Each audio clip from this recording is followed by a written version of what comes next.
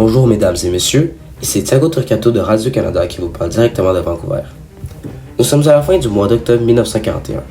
Sur les quais de Vancouver, 1976 soldats canadiens montent à bord des navires en direction de l'Extrême-Orient. Leur destination, Hong Kong. Ces hommes font partie des deux bataillons, les Royal Rifles et les Winnipeg Grenadiers. Mais pourquoi envoyer des soldats canadiens à l'autre bout du monde? En ce moment-ci, la Grande-Bretagne comprend que sa colonie de Hong Kong est devenue extrêmement vulnérable. Craignant une attaque japonaise imminente, elle demande l'aide du Canada. L'objectif est clair, envoyer des renforts afin de ralentir et si possible dissuader toute offensive japonaise. Cependant, la décision ne se prend pas sans hésitation. Depuis le début de la guerre, le Canada a participé à très peu de combats à l'étranger. Le gouvernement craint surtout de raviver les tensions liées à la conscription, un sujet extrêmement sensible dans le pays depuis la Première Guerre mondiale. Mais la politique n'est pas la seule source d'inquiétude. En effet, plusieurs experts militaires estiment déjà que Hong Kong est pratiquement impossible à défendre. Pour eux, envoyer des soldats dans cette colonie isolée revient à les placer dans une position extrêmement dangereuse face aux forces japonaises. Malgré ces avertissements, la pression britannique demeure très forte. La Grande-Bretagne est déjà profondément engagée dans la guerre en Europe et en Afrique du Nord. Ses troupes sont dispersées et ses ressources limitées. Elle se tourne donc vers l'un de ses alliés les plus importants, le Canada. La situation à Hong Kong ne cesse de se détériorer.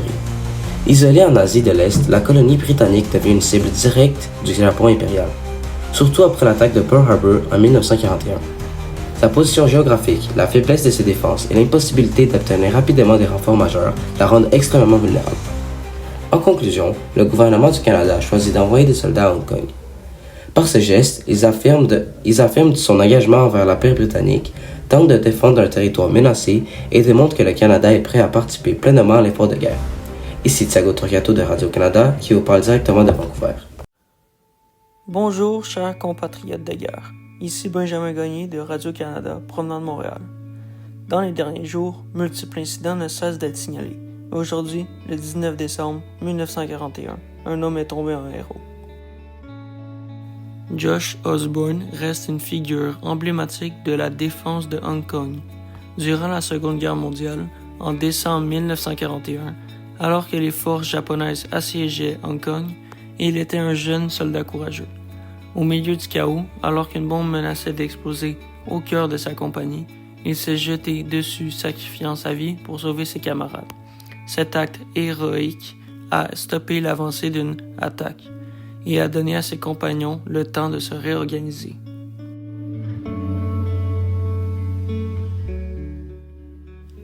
Après sa mort, son histoire a inspiré des générations de soldats et il est devenu un symbole de bravoure et de sacrifice.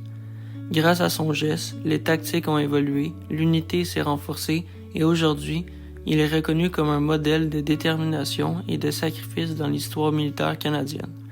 Après la guerre, l'héritage de Josh Osborne a marqué profondément les récits de Hong Kong. Des monuments et des plaques commémoratives ont été érigés en son honneur, et son nom est devenu synonyme de résistance face à l'oppression. Les écoles locales enseignent désormais son histoire et des livres ont été écrits pour perpétuer sa mémoire. Au-delà de l'acte héroïque, son engagement a aussi inspiré les mouvements de justice sociale au Canada, rappelant que le courage individuel, même dans l'ombre, peut changer le cours de l'histoire. Voici un petit exemple d'artillerie utilisée à la guerre.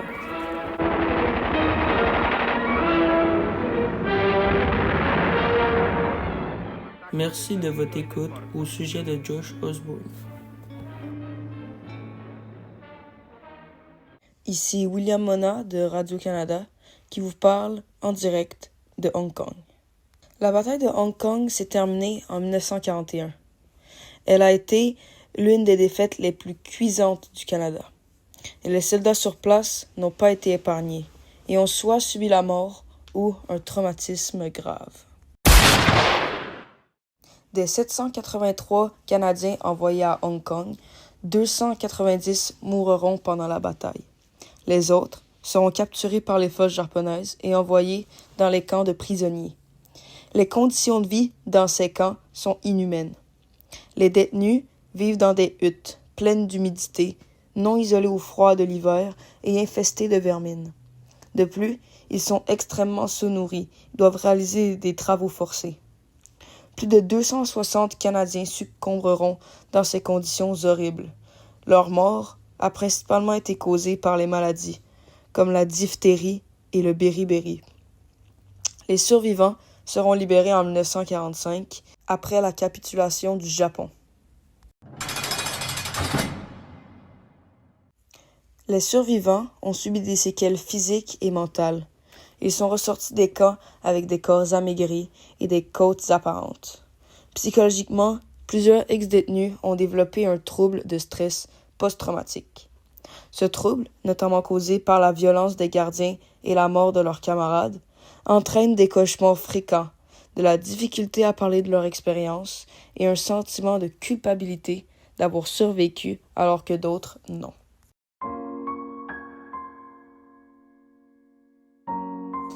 En conclusion, ce tragique événement nous démontre à quel point les soldats canadiens ont été courageux et résilients. Emprisonnés dans des camps où la faim, les maladies et les abus étaient port du quotidien, ils ont su garder espoir et ont tout fait pour survivre. Malheureusement, même les plus chanceux ne s'en sont pas sortis indemnes. Cette triste réalité nous rappelle qu'il n'y a aucun gagnant dans une guerre, seulement des victimes. Ici William Mona de Radio-Canada qui vous parle en direct de Hong Kong.